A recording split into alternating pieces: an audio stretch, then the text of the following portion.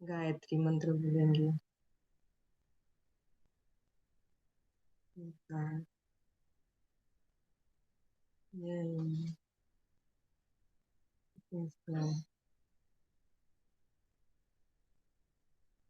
सर्वेपि सुखिनः सन्तु, सर्वे सन्तु निरामयाः, सर्वे भद्राणि पश्यन्तु, मा कश्चित् दुःखभाग् भवेत्।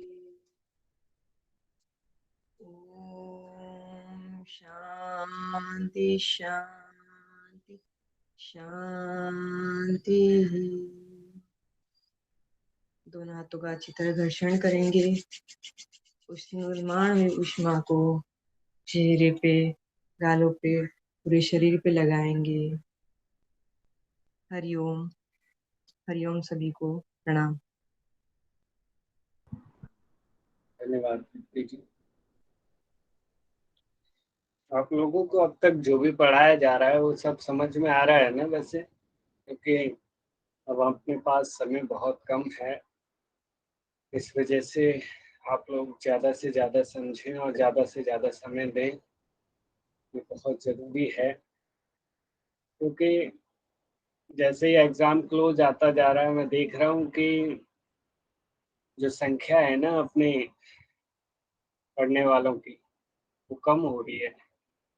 जैसे कि शायद कुछ लोगों का इंटरेस्ट खत्म हो गया है जी, नहीं करना है, या किसी को समझ में नहीं आ रहा हो। क्या क्या कोई दिक्कतें ऐसी कुछ हैं तो आप साझा कर सकते हैं, फीडबैक दे सकते हैं, या कोई और प्रॉब्लम्स आ रही हैं तो वो भी आप बता सकते हैं। सर सब सेल्फ स्टडी कर रहे हैं। नहीं, वो अच्छी बात है क्योंकि सेल्फ स्टडी करनी होगी, लेकिन अभी ये जो टॉपिक पूरे नहीं हुए वो भी पढ़ने हैं ना, वो भी क्लास में पढ़ने हैं, क्योंकि वो कैसे पूरे होंगे? वीडियो देखोगे तो सारे कंसेप्ट क्लियर नहीं हो पाएंगे ना। तो जरूरी है कि जो क्लासेस भी अटेंड करो जो रह गए, और जो रिवाइज कर रहे हैं वो तो अच्छी बात है, रिवाइज तो करना ही है। चलिए, तो लास्ट कक्षा में हम लोग हाइपोथेसिस पढ़ रहे थे, और जो हाइपोथेसिस है जिसे हम हिंदी में परिकल्पना कहते हैं। मेरी स्क्रीन आपको विजिबल हो रही है ना? यस जी सर। हाइपोथेसिस परिकल्पना, जो कि हमने देखा था, परिक प्लस कल्पना दो शब्दों से मिलकर बना है, जिसमें परि का मतलब होता है पूर्व और कल्पना मतलब होता है चिंतन। अर्थात किसी कार्य को करने से पूर्व उसके विषय में चिंतन कर लिया जाए, उसके बारे में सोच लिया जाए कि आखिर मेरे कार्य का परिणाम या क्या निष्कर्ष निकलने वाला है, इसका क्या परिणाम होगा, इसका क्या रिजल्ट आएगा, जो मैं कार्य करने जा रहा हूँ ये कार्य सक्सेसफुल होगा, या मैं जैसा सोच रहा हूँ वो मेरी थिंकिंग सही होगी या गलत होगी। तो वही परिकल्पना कहलाता है। परिकल्पना किसी रिसर्च प्रॉब्लम का, जो हमने देखा था, परमानेंट सॉल्यूशन नहीं होता, अपितु प्रस्तावित टेम्परेरी सॉल्यूशन होता है। यानी कि जो हम सोच रहे हैं वो बात सत्य भी हो सकती है और सत्य ना भी हो। ऐसा ये होता नहीं है कि मतलब जैसे हम कोई जांच करने जा रहे हैं, कोई रिसर्च कर रहे हैं और हमने उसमें सोचा कि इसका इफेक्ट आएगा, 100% आएगा, तो इतना श्योर होकर के नहीं कहा जा सकता परिकल्पना में। वो तो इतना श्योर होके वही कह सकता है व्यक्ति जो पहले इसे चेक कर चुका हो, इसकी जांच कर चुका हो। तो हम जो परिकल्पना ले रहे हैं, वैसे हर व्यक्ति सकारात्मक रूप से, सकारात्मक थिंकिंग के साथ परिकल्पना लेता है कि हाँ जी, मेरी रिसर्च का ये परिणाम होने वाला है, इसका और इसका रिलेशन है, और सकारात्मक रिलेशन है या नकारात्मक रिलेशन है, इस तरीके से हमें पहले अनुभव हो जाता है, पहले अपना ज्ञान हो जाता है इस चीज का। ठीक है, तो मनोवैज्ञानिक कालिंगर भी कहते हैं कि जो परिकल्पना होती है वो दो या दो से अधिक चरों के बीच का जो संबंध का कथन होता है। इनका जो संबंध है उनके बीच में क्या रिलेशन है, इसके विषय में बताती है, या इससे का जो बताया जाता है वो परिकल्पना होती है। इंग्लिश में देखें तो हाइपो प्लस थीसिस, जिसमें हाइपो का मतलब होता है बिना परखा हुआ या बिना जांचा हुआ, थीसिस मतलब जिसमें किसी प्रॉब्लम के सॉल्यूशन के बारे में बताया गया हो, यानी कोई ऐसी प्रॉब्लम का सॉल्यूशन जो अभी तक जांचा नहीं गया है या परखा नहीं गया है। टाइप्स ऑफ हाइपोथेसिस में हमने लास्ट कक्षा में पढ़ लिया था कि संबंध के आधार पे जो परिकल्पना 3 प्रकार की है, पॉजिटिव हाइपोथेसिस, नेगेटिव हाइपोथेसिस और नल हाइपोथेसिस। तो और उसके बाद चरों की संख्या के आधार पे हमने देखा था सिंपल हाइपोथेसिस और सत्येंद्र सर प्लीज मुझे एक बार ना नल हाइपोथेसिस का एक एग्जांपल, मुझे हर बार ना आप अभी सुनिए, आप सुनिए, अभी पहुंच रहे हैं, अभी हम केवल यहाँ ना नेम बता रहे हैं, बाकी आगे आ रहा है, आप सुनिए। चरों की संख्या के आधार पे हमने परिकल्पना के टाइप्स 2 देखे थे, सिंपल हाइपोथेसिस और कॉम्प्लेक्स हाइपोथेसिस। ठीक है, एक वैज्ञानिक मैग्यूबन के अनुसार परिकल्पना को 2 रूपों में बांटा गया। उन्होंने 2 तरह से उसे प्रेजेंट किया कि एक तो यूनिवर्सल हाइपोथेसिस होती है जिसे सार्वभौमिक परिकल्पना कहते हैं, और दूसरी एक्सिस्टेंशियल हाइपोथेसिस होती है, अस्तित्व परक परिकल्पना। अब इसके साथ साथ अन्य भी बहुत तरह की परिकल्पना होती है, हाइपोथेसिस होती है, जिसमें कि फंक्शनल और रिसर्च हाइपोथेसिस कहते हैं, अल्टरनेटिव हाइपोथेसिस कहते हैं, और स्टैटिस्टिकल हाइपोथेसिस और एनालॉजिकल हाइपोथेसिस आदि। अब जो संबंध के आधार पे 3 प्रकार की थी, पॉजिटिव हाइपोथेसिस, उसके बारे में विस्तार से बता रहे हैं कि ऐसी परिकल्पना जिसका भावार्थ सकारात्मक होता है, यानी कि हमने वो देखा था ना कोरिलेशन जब पढ़ा था, कोरिलेशन रिसर्च में क्या होता था कि एक वेरिएबल बढ़ रहा है तो दूसरा भी बढ़ रहा है, एक वेरिएबल घट रहा है तो दूसरा भी घट रहा है। इसी तरीके से इसमें क्या होता है, इनमें 2 चरों के मध्य सकारात्मक संबंध मानकर इसकी जांच की जाती है। जैसे हमने देखा था कि इसका एग्जाम्पल के पुरस्कार देने से बच्चों में सीखने का उत्साह बढ़ जाता है, यानी सकारात्मक इफेक्ट आ रहा है ना। यदि पुरस्कार दिया बच्चों को तो वो बच्चे खुश होते हैं, उनका मन खुश होता है और ज्यादा पढ़ने लगते हैं, अच्छे से पढ़ना, मेहनत करना शुरू कर देते हैं। इसी तरीके से जो नेगेटिव हाइपोथेसिस थी उसका भावार्थ नकारात्मक होता है। जैसे हमने नेगेटिव कोरिलेशन देखा था कि एक चीज बढ़ रही है तो दूसरी चीज घट रही है, उस पर उसका नेगेटिव इफेक्ट जा रहा है। मंडूकासन का अभ्यास करने से मधुमेह रोग कम हो रहा है, यानी एक चीज तो बढ़ाई जा रही है, एक चीज ये हो रहा है, लेकिन इसका इफेक्ट नेगेटिव जा रहा है, कम हो रहा है। क्या हो रहा है? मधुमेह। तो इस टाइप की हाइपोथेसिस को नेगेटिव हाइपोथेसिस। अब जो आप पूछ रहे थे नल हाइपोथेसिस, नल हाइपोथेसिस को रद्द परिकल्पना और रिक्त परिकल्पना भी कहते हैं। आप ये 2 नाम याद कर लीजिए, इसको रद्द परिकल्पना या रिक्त परिकल्पना भी कहते हैं। इसमें करता क्या है, इसमें रिसर्चर 2 मध्यमानों के बीच के अंतर के शून्य होने की परिकल्पना शून्य परिकल्पना कहलाती है। अर्थात ये कहें कि 2 मध्यमानों के बीच के अंतर के शून्य होने की, इनके बीच में अंतर शून्य अंतर माना जाता है। तो जैसे हम और देखो यहाँ पे कहें, नल हाइपोथेसिस में रिसर्च यह मान के करते हैं कि चरों का संबंध हो भी सकता है और ना भी हो सकता है। यानी आप किसी रिसर्च की हाइपोथेसिस नल ले रहे हो तो वहां पे आप इस चीज को रिसर्च करोगे, इस चीज को मानते हुए रिसर्च करोगे कि मैं जिस रिसर्च को करने जा रहा हूँ उसके जो वेरिएबल्स हैं उनका आपस में रिलेशन हो भी सकता है, निकल भी सकता है और ना भी निकले। ठीक है, यानी हमें नहीं पता कि जानव शक्ति विकासक क्रिया का इफेक्ट मधुमेह पर पड़ रहा है कि नहीं पड़ रहा है, लेकिन हम नल हाइपोथेसिस लेके जा रहे हैं। जब रिसर्च करते करते पाया गया कि इसका कोई इफेक्ट नहीं हो रहा तो ये नल हाइपोथेसिस प्रूफ हो गई यहाँ पे।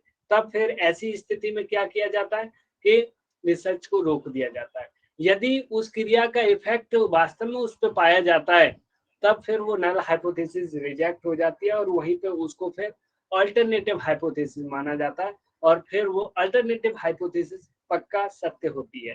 ठीक है, तो होता क्या है कि जब कोई संबंध नहीं पाया जाता तो हाइपोथेसिस को रिजेक्ट कर दिया जाता है और इसे नल हाइपोथेसिस कहते हैं। और यदि संबंध मिल जाता है तो क्या होता है, हाइपोथेसिस पर आगे कार्य होता है और इस हाइपोथेसिस को नल हाइपोथेसिस न कह के अल्टरनेटिव हाइपोथेसिस कहते हैं।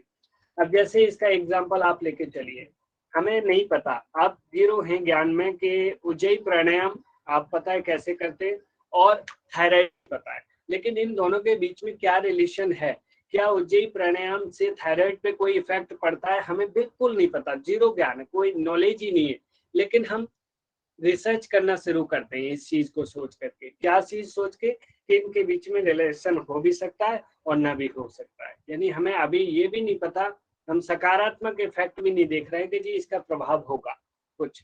ठीक है, अब जैसे ही रिसर्च करना शुरू किया, हमने पाया कि वास्तविक में उज्जयी प्राणायाम का इफेक्ट थायराइड पर हो रहा है। तो उस समय जो नल हाइपोथेसिस, शून्य परिकल्पना ली थी हमने कि इसका इफेक्ट नहीं होगा, तो वो रद्द हो जाए, वो हटा दी जाएगी और इसी को फिर अल्टरनेटिव हाइपोथेसिस कहा जाएगा और रिसर्च को आगे बढ़ाया जाएगा। ठीक है,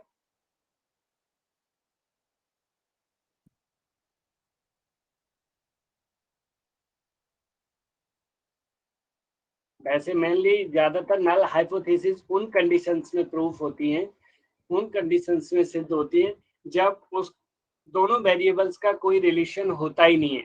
जैसे जानु शक्ति विकासक क्रिया का बाल गिरने से संबंध की परिकल्पना जांचनी हो, आप चेक करना चाहते हो कि जो जानु शक्ति क्रिया है उसका बाल झड़ते, जो बाल गिरते हैं सर के, वो उस पर क्या इफेक्ट आता है, इनका कोई रिलेशन है? आप रिसर्च करोगे, क्या पाओगे इसमें? आप जाके ये पाओगे कि इनका कोई रिलेशन है ही नहीं जी। तब उस कंडीशन में उसे क्या कहेंगे? Null hypothesis. ठीक है, और वहां पे क्या किया जाएगा कि उस रिसर्च को रोक दिया जाएगा, क्योंकि व्यर्थ में रिसर्च कर रहे हो भैया, आगे मत बढ़ाओ, इसका कोई रिलेशन नहीं है, कोई रिजल्ट नहीं निकलने वाला। आई समझ में आपको? सर हम तो खाली हाइपोथेसिस बनाते हैं ना, हम तो नल तो बनाते ही नहीं है। मैंने एग्जामिन करते करते नल निकलता है तो रिसर्च रोक दिया जाता है ना। हम ये सोच के क्या बनाते हैं, हम तो खाली हाइपोथेसिस बना रहे हैं उसमें। लेकिन वो ये कैसी भी तो बनाओगे मैम, कैसी भी आप पॉजिटिव नेगेटिव नल कुछ भी तो सोचोगे। आप सीधा जैसे कुछ होते हैं जिन्होंने कुछ स्टडी कर ली है या जो कुछ रिव्यू लिटरेचर के ऊपर वो उतना नॉलेज उन्हें है कि वो क्या करते हैं कि उन्हें उतना पता रहता है कि वो कि मेरी इस रिसर्च का पॉजिटिव इफेक्ट जाने वाला है या मेरी हाइपोथेसिस सकारात्मक हाइपोथेसिस में ले रहा हूँ। हाँ, तो वो अलग फील्ड की रिसर्च में लिया जाता है, लेकिन योग में ज्यादातर नल हाइपोथेसिस लेके कि अभी हम रिसर्च करने जा रहे हैं, इसका या तो इफेक्ट निकलेगा, इनका रिलेशन होगा, नहीं होगा तो रिसर्च बंद कर दी जाएगी।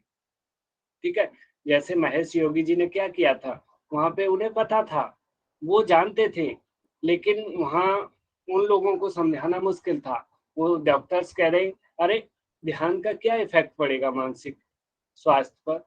वो कह रहे नहीं जी करो, इसका कुछ, ठीक है जी आप जीरो इफेक्ट मान के करिए, कोई इफेक्ट नहीं पड़ेगा, लेकिन आप करिए, मैं खर्चा करूंगा, मैं पैसे दूंगा। जब उन्हें करवाया गया, वास्तव में पाया कि मानसिक स्वास्थ्य पे इफेक्ट और रिलेशन है इन दोनों का। ठीक है, तब फिर जाकर के वही hypothesis, null hypothesis alternative hypothesis में कन्वर्ट हो गई। ठीक है,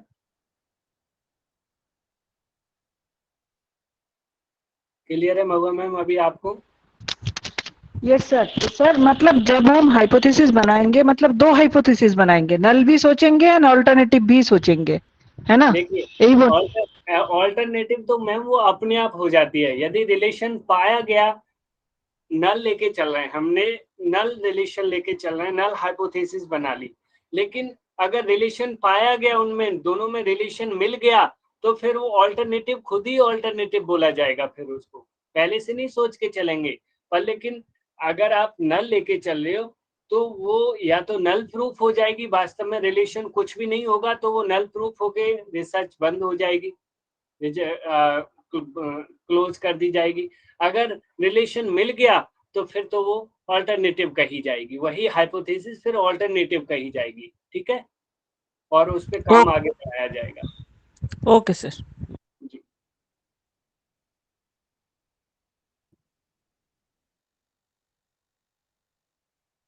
इसके बाद हमने देखा था कि चरों की संख्या के आधार पर सिंपल हाइपोथेसिस और कॉम्प्लेक्स हाइपोथेसिस। तो सिंपल हाइपोथेसिस में मोस्ट मेनली हमने देखा कि इसमें अधिकतम दो चरों के बीच में रिलेशन देखना होता है। जैसे सूर्य नमस्कार से मोटापे में कमी, तो सूर्य नमस्कार यहाँ एक चर है, दूसरा चर मोटापा है। ठीक है। तो इन दो चरों के बीच में रिलेशन देखा जा रहा है, तो इसे सिंपल हाइपोथेसिस कहा जाएगा, साधारण परिकल्पना। और वहीं पे यदि कॉम्प्लेक्स हाइपोथेसिस की बात की जाए तो इसमें 2 से अधिक चर अर्थात 2 से अधिक वेरिएबल्स होते हैं। जैसे यहाँ देखा जाए किशोरावस्था में ताड़ासन करने से लंबाई में वृद्धि, तो यहाँ पे किशोरावस्था एक वेरिएबल हो गया, ताड़ासन एक वेरिएबल हो गया और लंबाई दूसरा तीसरा वेरिएबल हो गया। 3 वेरिएबल यहाँ पे हो गए। इसी तरीके से कुछ और ले सकते हैं, जैसे रात्रि के समय ध्यान करने से मानसिक स्वास्थ्य पे प्रभाव, तो यहाँ रात्रि का समय एक निश्चित पार्टिकुलर समय हो गया, या आप ये कह सकते हैं कि पहाड़ों पे ध्यान साधना का मानसिक स्वास्थ्य पर प्रभाव, ऐसे करके ले सकते हो। तो यानी कि आप कंडीशंस डालते जा रहे हो, इसमें उतनी वेरिएबल्स और ऐड करते जा रहे हैं, उतनी हमारी जो हाइपोथेसिस है कॉम्प्लेक्स होती चली जाएगी, जटिल हो जाएगी, ठीक है, क्योंकि उतना ही हमें ज्यादा मेहनत करनी होगी। समझ रहे हैं आप इसे?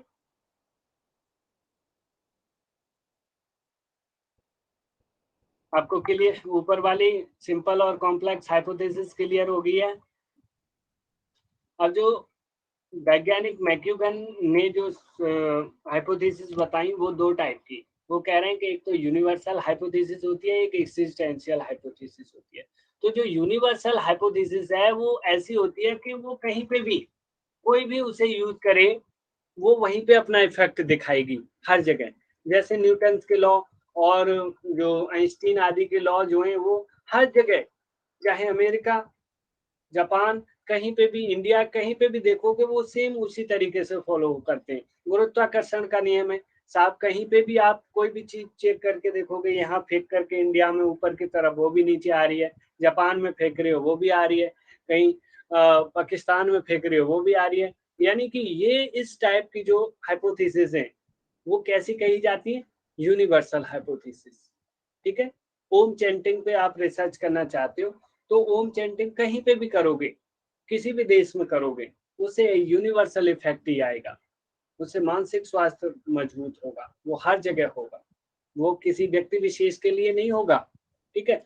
और वहीं पे जो एग्जिस्टेंशियल है वो किसी व्यक्ति विशेष या निश्चित विशेषता होती है उसकी, किसी व्यक्ति विशेष के लिए होगी। जैसे कि हम कक्षा में पढ़ा रहे हैं, खूब सही तरीके से पढ़ाया जा रहा है, बच्चे सारे अच्छे से पढ़ रहे हैं, लेकिन उनमें 1 या 2 बच्चा ऐसा होगा जो कि जब तक उसे पनिशमेंट नहीं दिया जाए, जब तक उसकी पिटाई न की जाए या उसे पनिशमेंट न दिया जाए, तब तक वो पढ़ने को राजी नहीं होगा। तो यानी कि ऐसी हाइपोथेसिस जो किसी व्यक्ति विशेष के लिए होती है, अस्तित्व परक होती है, उसे कैसी हाइपोथेसिस बोलते हैं? एग्जिस्टेंशियल। यस। अब जो और अन्य तरह की लास्ट कक्षा में हमने यहाँ तक पढ़ लिया था, आज है रिसर्च हाइपोथेसिस और फंक्शनल हाइपोथेसिस। तो यहाँ पे फंक्शनल हाइपोथेसिस को कार्यकारी परिकल्पना और रिसर्च हाइपोथेसिस को अनुसंधान परिकल्पना कहते हैं। तो इसमें क्या होता है, ये परिकल्पना किसी न किसी सिद्धांत पर आधारित या प्रेरित नहीं होती, अपितु यह अनुसंधानकर्ता का एक कार्यवाहक विचार होता है। कौन सा?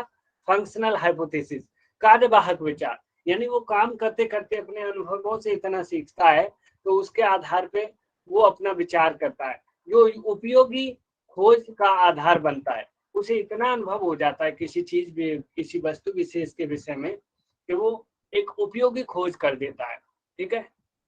अनुसंधान प्रक्रिया के अंतर्गत जब अनुसंधानकर्ता प्रारंभिक अनुमानों, साहित्य सर्वेक्षणों एवं पूर्व में हुए अनुसंधानों की समस्या का प्राथमिक समाधान करता है, ऐसी परिकल्पना को यहाँ पे देखिए कार्यकारी परिकल्पना लिख दिया है, रिसर्च हाइपोथेसिस कहते हैं, यानी अनुसंधान परिकल्पना, ठीक है।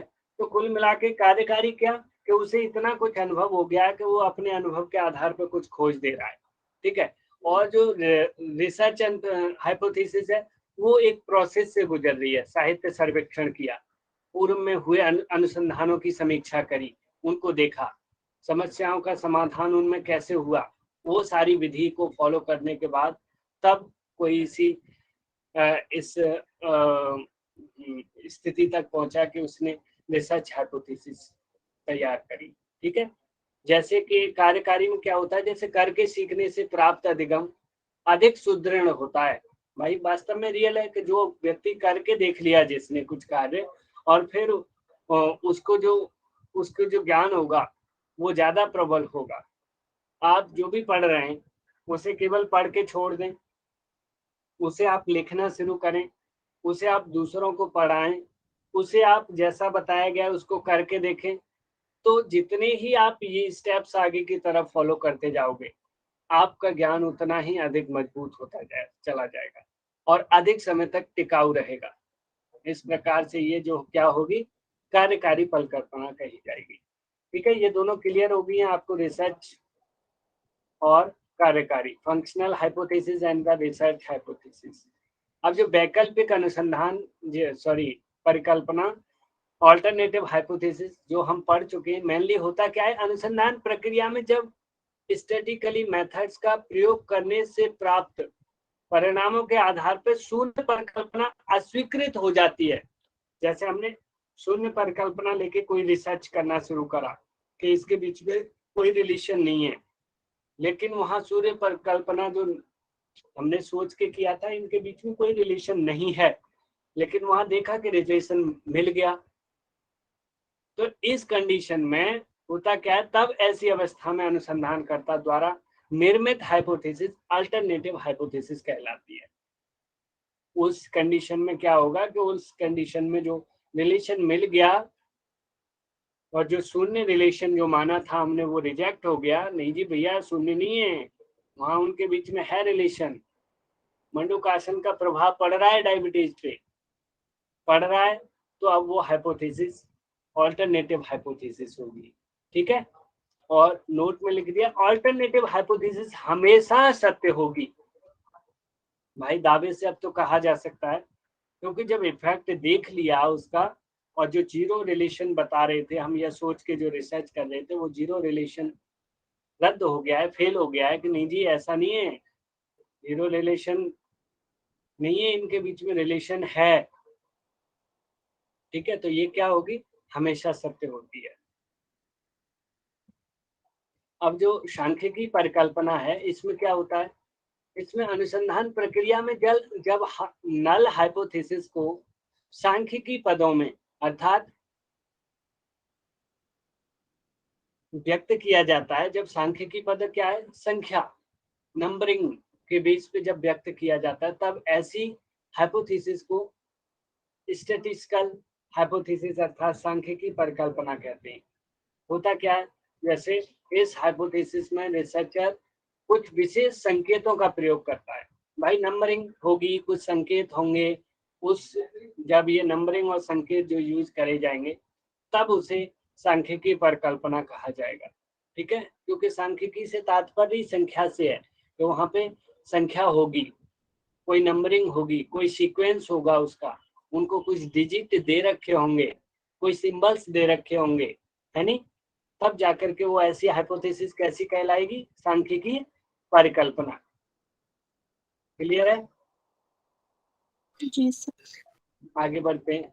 एनालॉजिकल हाइपोथेसिस, जिसे सादृश्य मूलक, जैसा कि नाम से इंडिकेट हो रहा है, सादृश्य, जैसा ये वैसा वो, उसके समान, इसी के समान, सादृश्य मूलक परिकल्पना। होता क्या है, जब अनुसंधान करता एक उदाहरण को दूसरे उदाहरण के साथ जोड़कर, देखिए एक चीज को जब दूसरी चीज से रिलेट करके सीखा जाता है, या एक कोई घटना घटी है उसी के बेस पे दूसरी घटना को रिलेट किया जाता है, जब परिकल्पना का निर्माण किया जाता है, तो ऐसी परिकल्पना को क्या कहते हैं, एनालॉजिकल हाइपोथेसिस। जैसे हम ये कहते हैं कि एनालॉजिकल हाइपोथेसिस यहाँ पे देखा जाए कि किसी हीरे के टुकड़ा लीजिए आप, कोई हीरा है, डायमंड है, उस डायमंड को टुकड़े कर दीजिए, उसके छोटे छोटे टुकड़ों में बांट दीजिए, उसका क्या होगा, मूल्य उतना ही रहेगा, कम हो जाएगा रेट? बताइए आप। बढ़ जाए। कोई आप पे डायमंड है और उस डायमंड को आपने छोटे छोटे टुकड़ों में तोड़ दिया, अब उसके रेट में क्या स्थिति आएगी, वो कम होगा या बढ़ेगा या उतना ही रहेगा? कम हो जाता है। कम होगा ना। इसी तरीके से सेम एनालॉजिकल यानी सादृश्य मूलक, कोई बड़ी सेना है और सेना को टुकड़ों में बांट दीजिए, छोटी छोटी टुकड़ियां बना दीजिए किसी सेना की। एक बड़ी फोर्स है और उसको अब छोटे छोटे टुकड़ों में बांट दिया है, तो क्या उस सेना का बल वही रहेगा जो कि बड़े ग्रुप में था? नहीं ना। तो सेम इस टाइप की जो हाइपोथेसिस ली जाती है वो सादृश्य मूलक हाइपोथेसिस कही जाती है। यानी एक एग्जाम्पल से दूसरे एग्जाम्पल को रिलेट करते हुए जब हाइपोथेसिस बनाई जाती है तो ऐसी हाइपोथेसिस को कौन सी हाइपोथेसिस बोलते हैं?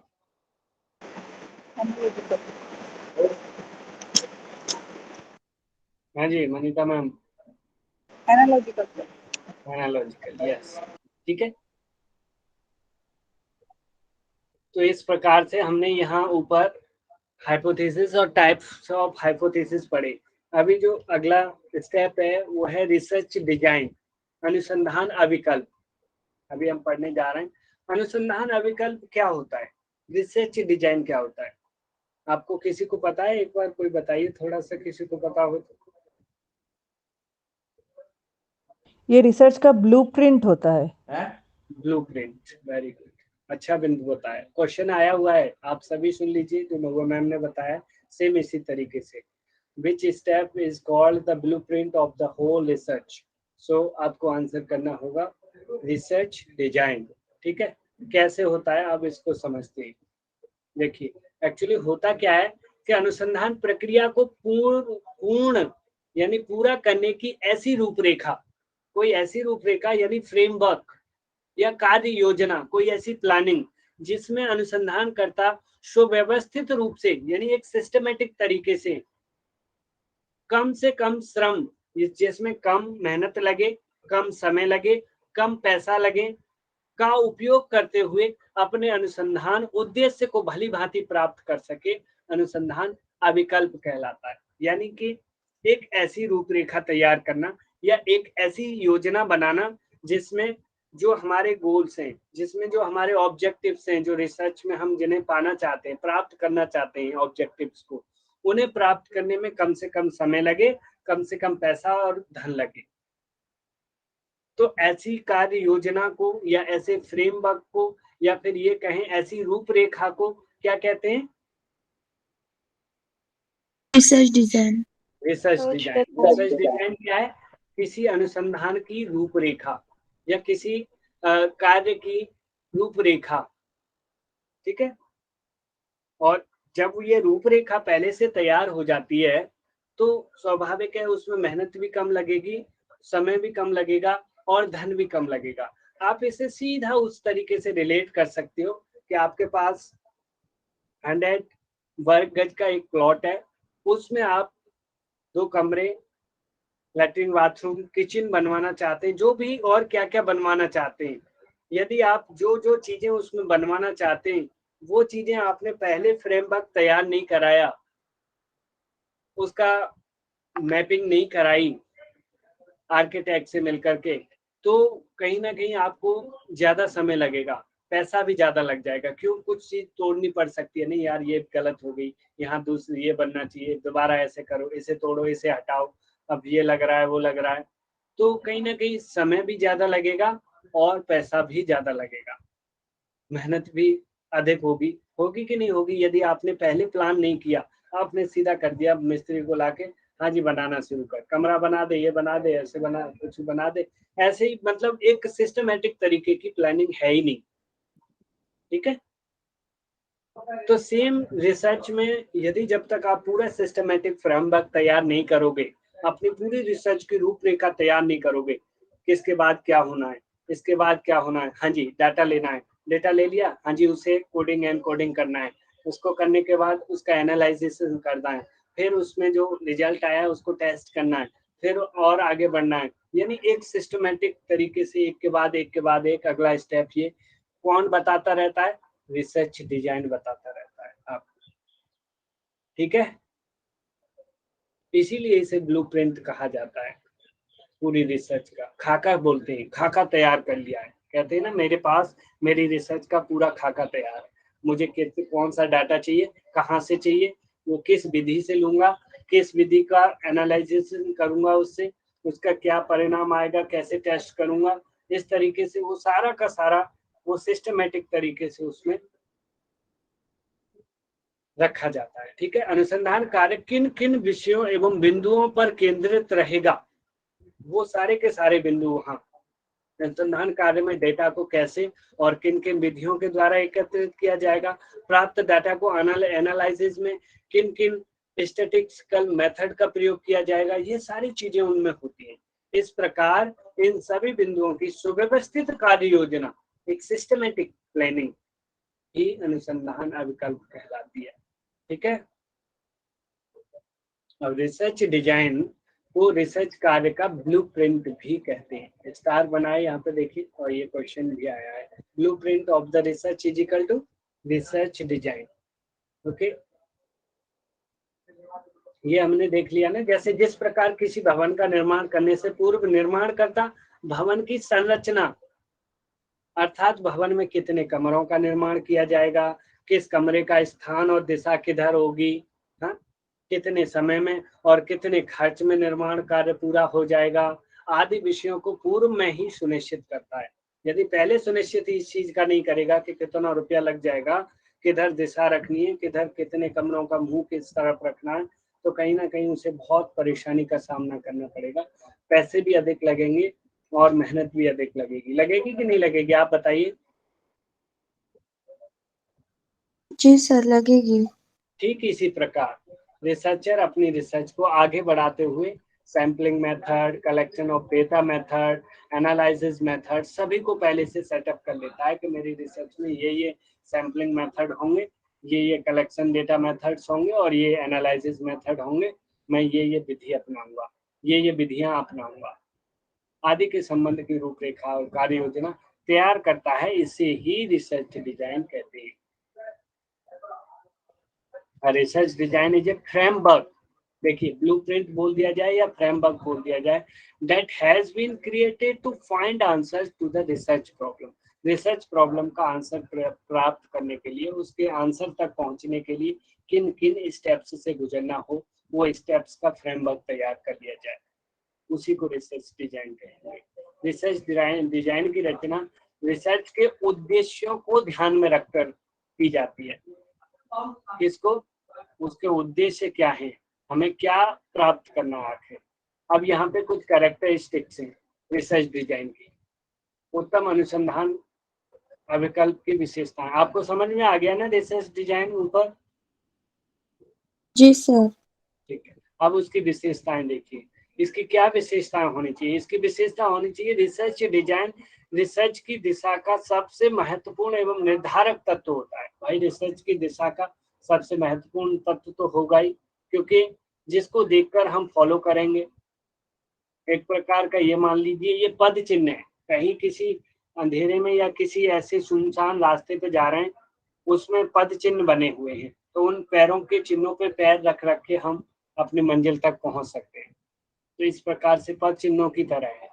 सबसे ज्यादा विश्वसनीय होता है ये, रिलायबिलिटी होती है, क्योंकि आप इसे यूज करोगे ये ज्यादा विश्वसनीय होगा। इसकी सहायता से अनुसंधान के अधिकतम उद्देश्यों को सफलतापूर्वक प्राप्त किया जा सकता है। भाई फिर तो होगा प्राप्त, क्योंकि आप बड़ी विधि से चल रहे हो, आप बड़े सिस्टमेटिक ढंग से चल रहे हो।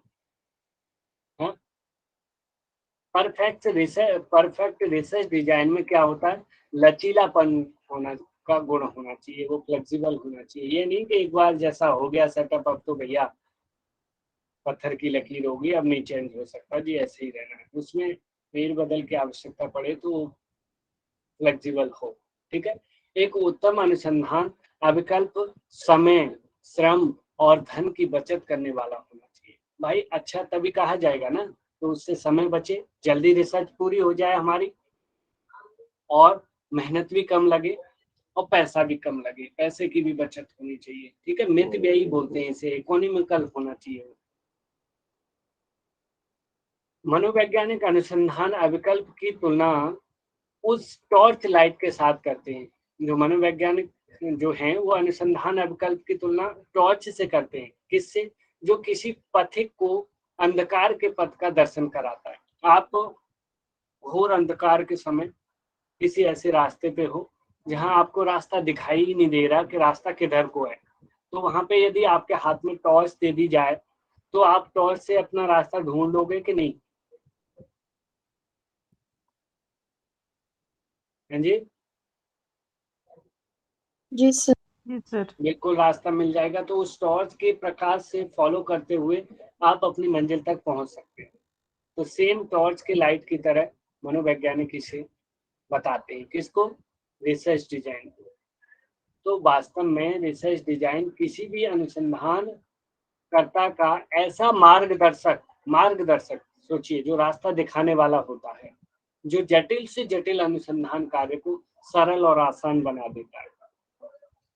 भाई पहले से उसके विषय में प्लानिंग हो जाती है, उसकी विधियों की, उसके कौन कौन सी सामने उसके रास्ते ऐसे आएंगे, कौन कौन सी विधियां और फॉलो करनी होंगी, उसकी हमारे पास पहले से प्लानिंग होती है। तो हमारी रिसर्च कार्य स्वाभाविक है कि वो सरल बनेगा। अनुसंधान अविकल्प के प्रकार, टाइप्स ऑफ रिसर्च डिजाइन। तो यहाँ पे दो तरह के, नॉन एक्सपेरिमेंटल रिसर्च डिजाइन और एक्सपेरिमेंटल। गैर प्रयोगात्मक अनुसंधान अविकल्प और प्रयोगात्मक अनुसंधान। तो गैर प्रयोगात्मक अनुसंधान अविकल्प में क्या होता है कि अनुसंधान की वह संरचना जिसका उद्देश्य अज्ञात तथ्यों की खोज करते हुए रिसर्च प्रॉब्लम को सॉल्व करना है। यानी जो तत्व ज्ञात नहीं है उनकी खोज कर रहे हैं, और उसको खोज करते हुए जो रिसर्च प्रॉब्लम है हमारी, उसको सॉल्व कर रहे हैं। कुल मिलाकर के ये कहेंगे जो सैद्धांतिक वाला था ना, थ्योरेटिकल के लिए मेनली जो यूज किए जाने वाला है, जिसमें कि एक्सप्लोरेटरी रिसर्च डिजाइन, इसके दो टाइप हैं, नॉन एक्सपेरिमेंटल के और डिस्क्रिप्टिव रिसर्च डिजाइन, जिसमें कि अन्वेषणात्मक अनुसंधान अविकल्प और वर्णनात्मक अनुसंधान अविकल्प। तो एक्सप्लोरेटरी में क्या होता है? अनुसंधान का ऐसा विकल्प जिसकी रचना नवीन ज्ञान को प्राप्त करने के उद्देश्य से की जाती है, कुछ नया ज्ञान मिले, ठीक है, उसे कहते हैं एक्सप्लोरेटरी रिसर्च डिजाइन। और जो डिस्क्रिप्टिव है, इसको अनुसंधान का ऐसा प्रारूप जिसकी रचना प्राप्त सिद्धांत, जो सिद्धांत प्राप्त हैं हमें, एवं ज्ञान का वर्णन करने के उद्देश्य से की जाती है। जो हमें ज्ञान है ऑलरेडी प्राप्त और सिद्धांत भी जो हमें मिले हुए हैं, उनका वर्णन करने के लिए हम जिस रिसर्च डिजाइन का प्रयोग कर रहे हैं वो कौन सी होगी? डिस्क्रिप्टिव रिसर्च डिजाइन होगा। ठीक है, समझ में आ रहा है ना कि मैं वैसे ही आगे बढ़ रहा हूँ? आ रहा है सर। ठीक है। अब जो दूसरे टाइप का जो था एक्सपेरिमेंटल रिसर्च डिजाइन, इसमें क्या होता है? इसमें वही प्रयोगात्मक विधि अपनाई जाती है। अनुसंधान अविकल्प का ऐसा प्रारूप जिसकी रचना प्रयोगशाला में होने वाले, जो प्रयोगशाला में, लेबोरेटरी में जिसका प्रयोग होना है, प्रयोग की तरह दो चरों के आपसी संबंधों का ज्ञान प्राप्त करने के उद्देश्य से की जाती है, रिसर्च डिजाइन कहलाता है। इसमें होता क्या है कि एक्सपेरिमेंटल रिसर्च में दो ग्रुप लिए जाते हैं, हमने पहले पढ़ा था। एक्सपेरिमेंटल ग्रुप होता है एक कंट्रोल ग्रुप होता है। एक्सपेरिमेंटल ग्रुप वह होता है जिस पर हम प्रयोग करने जा रहे हैं या प्रयोग की विधियों को अप्लाई करेंगे, और कंट्रोल ग्रुप जिसको सामान्य स्थिति में रखेंगे, उसको कुछ नहीं कराएंगे हम। तो इनको दोनों का लास्ट में तुलना करी जाती है। तो एक्सपेरिमेंटल रिसर्च डिजाइन के जो प्रकार हैं वो रैंडम रिसर्च डिजाइन और फैक्टोरियल रिसर्च डिजाइन। तो रैंडम में क्या होता है कि इसमें, इस वर्ग में, अनुसंधान अविकल्प में प्रयोज्यों के दो समूहों की रचना रैंडमली की जाती है। यानी दो ग्रुप्स बनाए जाते हैं ऐसे, जो रैंडमली जिनको बनाया जाता है। ये नहीं कि इसी व्यक्ति को लेना है या पक्षपात उसमें आ जाए, तो उस चीज को न देखते हुए रैंडमली दो ग्रुप बना लिए जाते हैं। इसके बाद क्या होता है? एक्सपेरिमेंटल एंड कंट्रोल ग्रुप्स में बांट दिया जाता है। पहले दो ग्रुप बना लिया, अब उसमें एक्सपेरिमेंटल और कंट्रोल ग्रुप दो ग्रुप बना दिए।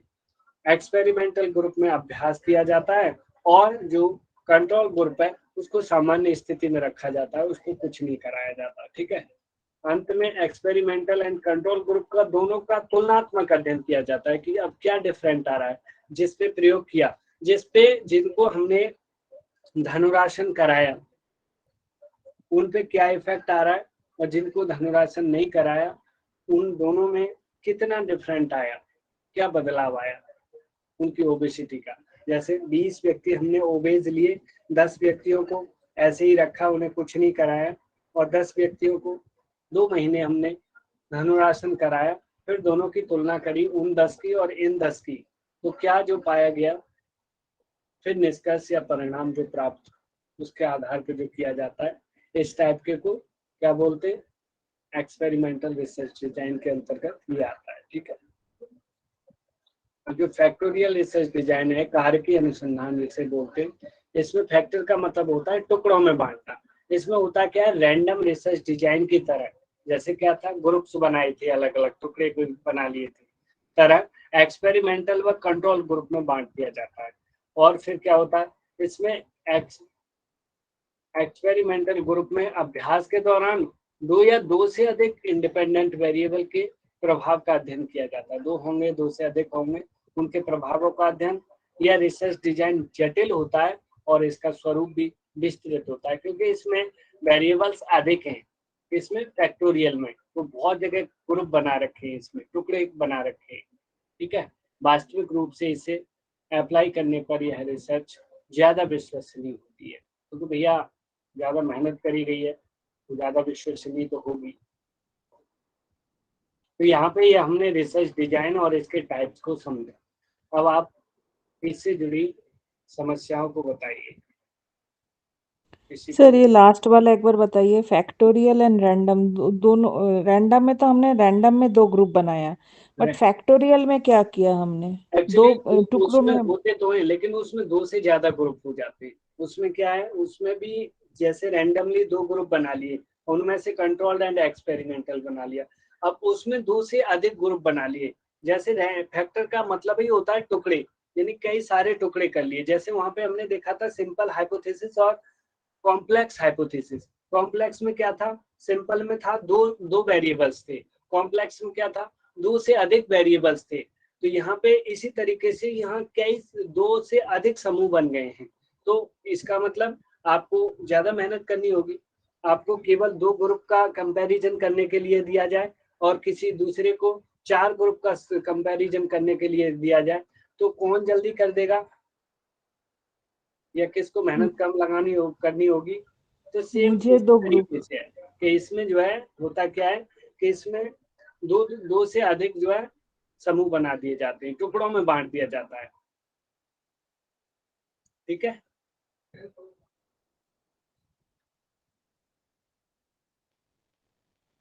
और सभी को समझ में आ गया है रिसर्च डिजाइन Yes, sir. और types of research design? Sir ये पीडीएफ ग्रुप में भेज दीजिए। हाँ, ग्रुप में दे रखा है वैसे, बाकी और दोबारा भेज दिया जाएगा। आप फर्स्ट टाइम जुड़े हो जी ओम प्रकाश जी? Yes sir. कौन से ग्रुप में हो, ग्रुप नंबर क्या है आपका? उसमें नंबर होगा ना, MDY 5 4 3 क्या है? ठीक है, दोबारा भिजवा देंगे। बाकी आप वीडियो भी है, MDY पे जाइए यूट्यूब चैनल पे, वहाँ से ये लास्ट जितनी भी कक्षाएं हो चुकी हैं वहाँ पे वीडियो भी मिल जाएंगी इनकी। ठीक है, चलिए, और किसी का 5 डाउट है sir, group number 5? Yes sir. ठीक है, भिजवा दिया जाएगा। तो अभी और किसी का कोई डाउट है इसको लेके, जो चीज समझ में नहीं आई हो तो पूछ लीजिए, नहीं तो फिर हम क्वेश्चनिंग करते हैं। सिनॉप्सिस भी इसी के अंतर्गत आता है क्या? हाँ जी, सिनॉप्सिस भी पढ़ाई जाएगी, आएगी, आगे आएगी, धैर्य रखिए, अभी क्रम से चल रहे हैं। बताइए आगे चलें, क्वेश्चनिंग करें।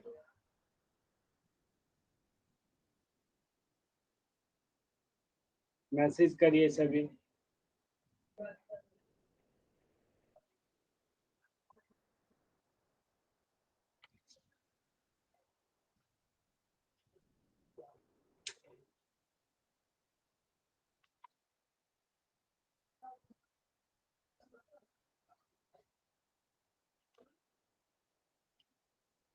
अभी सभी टाइप करिए कि हाइपोथेसिस क्या होता है, हाइपोथेसिस से आप क्या समझते हो, टाइप करिए।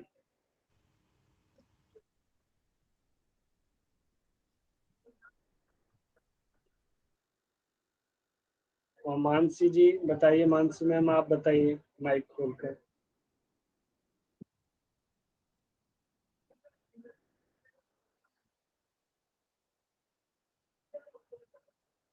मानसी मैम बताएं आप।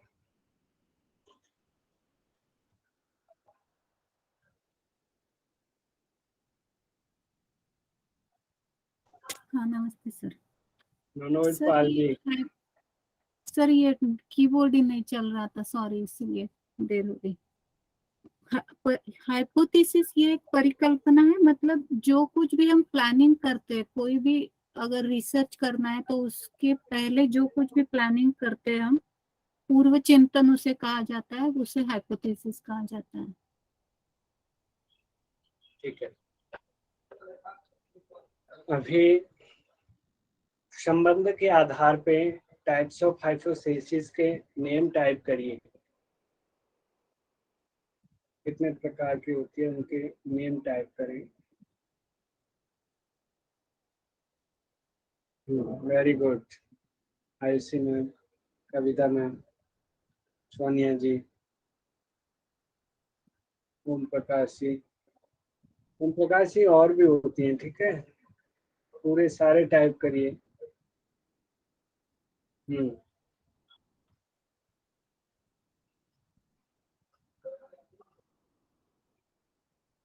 जो पॉजिटिव हाइपोथेसिस है वो क्या रिलेशन दिखाती है, चरों के मध्य में क्या रिलेशन दिखाती है, आप लोग टाइप करिए। सकारात्मक रिलेशन, शून्य रिलेशन या नकारात्मक रिलेशन।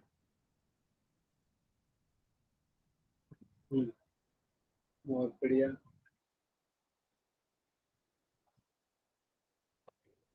नल हाइपोथेसिस के बारे में बताइए। नल हाइपोथेसिस से आप क्या समझते हो? मनोज पाल जी माइक खोलिए और बताइए आप। जी सर, आवाज ठीक है सर मेरी? हाँ जी, बताइए बताइए। सर नल हाइपोथेसिस जैसे आपने बताया था, इसे हम रद्द रद्द परिकल्पना भी बोलते हैं ना। और इसमें जैसे आपने बताया था, जैसे दो चर होते हैं, उनके बीच में जो है उनके बीच में जो हम लोग रिलेशन देखते हैं, तो वो रिलेशन शून्य रिलेशन होता है, उसे नल हाइपोथेसिस बोलते हैं। ठीक है, थोड़ा और सही से बताएंगे। कविता मैम बताएंगे आपको नल हाइपोथेसिस के विषय में। मतलब सर ये ऐसा हाइपोथेसिस है जब हम तब करते जब हमें मालूम ही नहीं रहता कि इसका आवाज मेरी बहुत नहीं आ रही क्या सर? तो थोड़ा सा तेज कर दीजिए, मुझे कम सुनाई दे रही है। नहीं मेरी फुल ही है सर, सभी को नहीं आ रही है क्या मेरी आवाज? हेलो, कम ही आ रही है थोड़ी, थोड़ी लेकिन कम है। ये हाँ। मेरा लैपटॉप का सर प्रॉब्लम। मतलब नल हाइपोथेसिस वैसी है जब हमें रिजल्ट मालूम ही नहीं रहता है कि पॉजिटिव आएगा या नेगेटिव आएगा, कुछ भी आ सकता है, मतलब ये अज्यूम करके हम नहीं चलते कि क्या आएगा, राइट? और जब ये मतलब नेगेटिव आता है तो प्रूव नहीं होता, तब ये अल्टरनेट हाइपोथेसिस में कन्वर्ट हो जाती है, नल हाइपोथेसिस। मतलब कुछ तो रिलेशन दिखता है, then it will be called as alternative hypothesis. कुल मिलाकर के हम ये कहें कि हम ये मान करके रिसर्च करते हैं कि इन दोनों के बीच में कुछ रिलेशन हो भी सकता है या ना भी हो सकता है, या ये कहें कि शून्य रिलेशन है। जी, हम बस चेक कर रहे हैं शून्य रिलेशन है। अगर रिलेशन पाया गया, यदि उन दोनों के बीच में रिलेशन पाया जाता है, तो उस समय उस हाइपोथेसिस को क्या कहते हैं, या फिर वो हाइपोथेसिस कौन सी हाइपोथेसिस बन जाती है, आप टाइप करिए।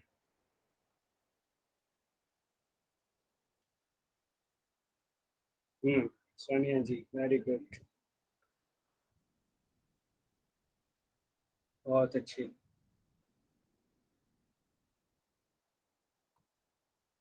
कौन सी हाइपोथेसिस है जो हमेशा सत्य सिद्ध होती है, जो 100% सत्य सिद्ध होगी?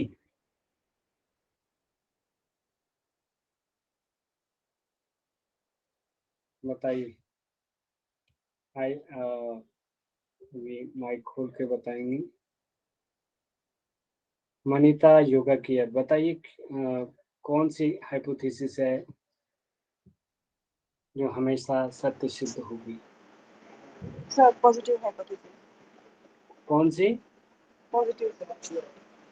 ऐसा कोई निश्चित नहीं है, आपने पढ़ा नहीं। और बताइए कोई और।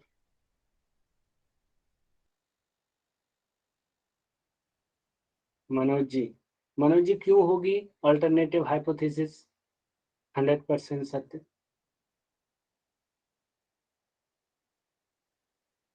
माइक खोल के बताइए।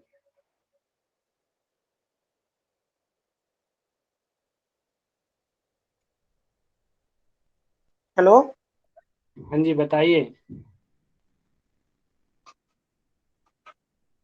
सर आवाज आ रही है मेरी? आ रही है जी, मनोज जी बताइए।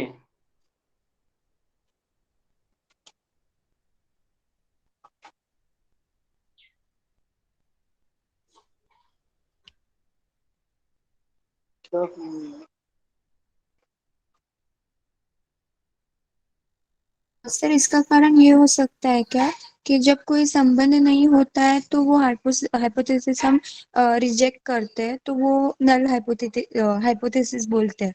बट अगर उस पर आगे जब हम कुछ काम करते हैं तो फिर अ, वो अल्टरनेट हाइपोथेसिस कहते हैं, तो उसकी वजह से वो पॉजिटिव होता होगा। हाँ, तो कुल मिलाकर के हम ये कह सकते हैं कि वो उतनी टेस्टिंग स्थिति तक पहुंच चुकी है, उतना हम उसे चेक कर चुके हैं कि वो शून्य तो है नहीं। यदि शून्य होती तो वहीं पे वो रिजेक्ट कर दी जाती, अनप्रूफ हो जाती। शून्य नहीं है जी तो सर। वहाँ रिलेशन प्राप्त हो गया है, तब तो फिर अल्टरनेटिव जब रिलेशन मिल ही गया है तो फिर तो वो सत्य होगी। ठीक है, अब ये बताइए कि जो साइंटिस्ट मैग्यूगन है उन्होंने कौन कौन सी हाइपोथेसिस बताई है, उनके अनुसार उसके टाइप बताइए।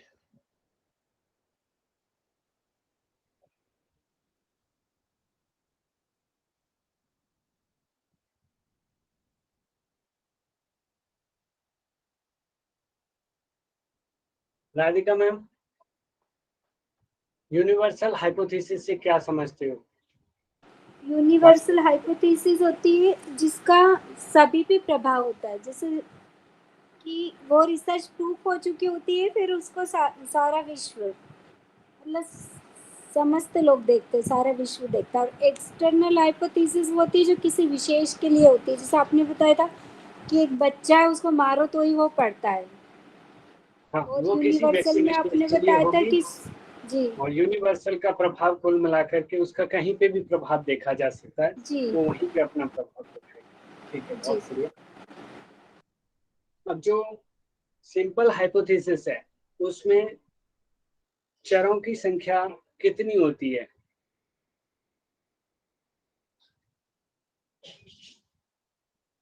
बहुत बढ़िया। दो से अधिक चरों की संख्या कौन सी हाइपोथेसिस में होती है?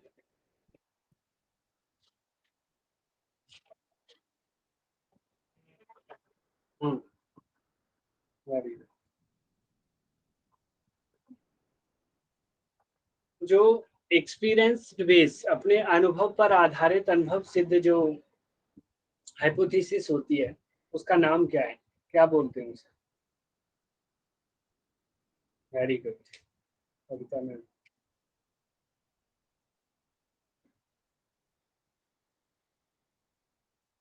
बहुत बढ़िया। एक उदाहरण से दूसरे उदाहरण को रिलेट करते हुए हाइपोथेसिस जो बनाई जाती है उस हाइपोथेसिस को क्या कहते हैं? बाकी लोग टाइप करिए और सोनिया साहब आप बताइए। माइक खोलिए सोनिया मैम। जी sir, analogical. Very good.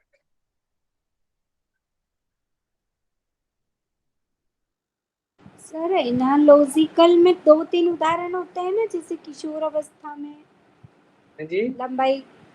Sir analogical समझ नहीं आई मुझे। नहीं, वो एनालॉजिकल देखिए उसमें सादृश्य मूलक, यानी वहां हमने क्या देखा था कि हीरे के यदि टुकड़े कर दिए जाएं तो उसका क्या है, रेट कम हो गया। उसी तरीके से जो सेना है, एक बड़ी सेना है अभी, उस सेना को टुकड़ों में बांट दिया जाए, छोटे छोटे टुकड़े बना दिए जाएं उसकी, तो उसकी भी ताकत कम होगी ना। तो यहाँ पे इस चीज को देखते हुए जो हाइपोथेसिस बनाई जाती है उसे बोलते हैं एनालॉजिकल। ठीक है राधिका मैम? जी सर जी। ब्लूप्रिंट ऑफ द रिसर्च किसे कहते हैं?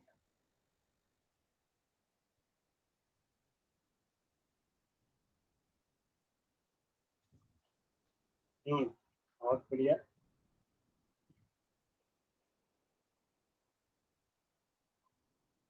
या फिर फ्रेमवर्क ऑफ द रिसर्च किसे कहेंगे? फिर मनीता मैम आप बताइए माइक खोलकर। रिसर्च डिजाइन को रिसर्च डिजाइन।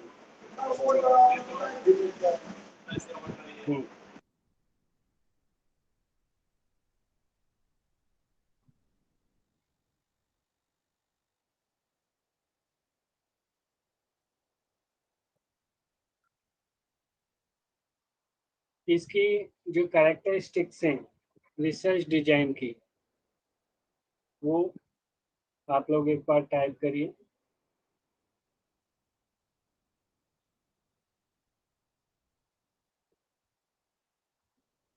देखिए अदिति साहा जी आ गई हैं मैम, जुड़ गई हैं। इनका स्वागत है कक्षा में। Very good. और टाइप करिए ICT reliability achievement of the gents. Very good. और क्या क्या है? और टाइप करिए, बताइए।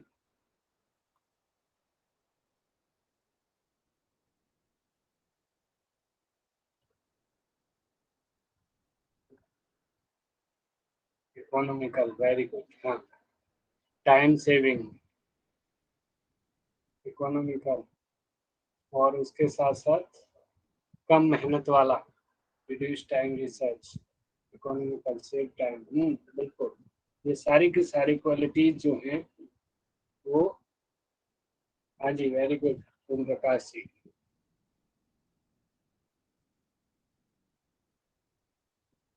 अब जो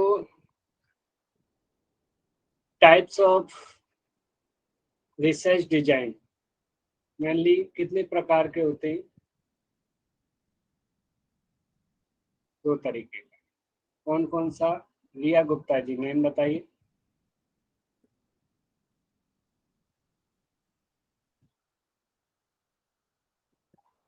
एक्सपेरिमेंटल एंड नॉन एक्सपेरिमेंटल। वहाँ पे जो नॉन एक्सपेरिमेंटल है उसके 2 टाइप्स होते हैं, उनके नेम टाइप करिए। और ओम प्रकाश जी नाम बताइए माइक खोलकर।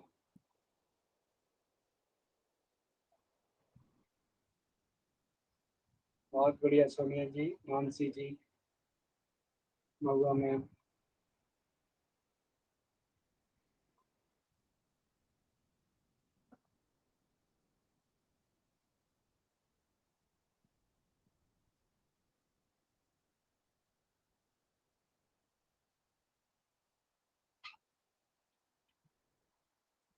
किस रिसर्च डिजाइन में 2 ग्रुप बनाए जाते हैं? एक्सपेरिमेंटल ग्रुप और कंट्रोल ग्रुप।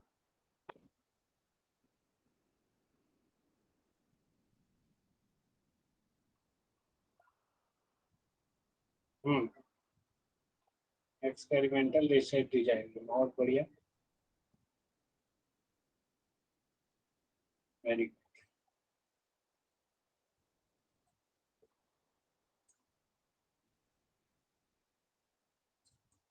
चलिए ठीक है। देखिए प्रोफेसर जगदेव जी जुड़ गए हैं, बहुत सारे जगदीश जी जुड़ गए हैं, बहुत लोग जुड़ रहे हैं अब तो। चलिए बने रहिए इसी कक्षा में अगली क्लास के लिए। धन्यवाद सभी का, आप लोग पढ़ते रहिए और आगे बढ़ते रहिए। Thank you sir.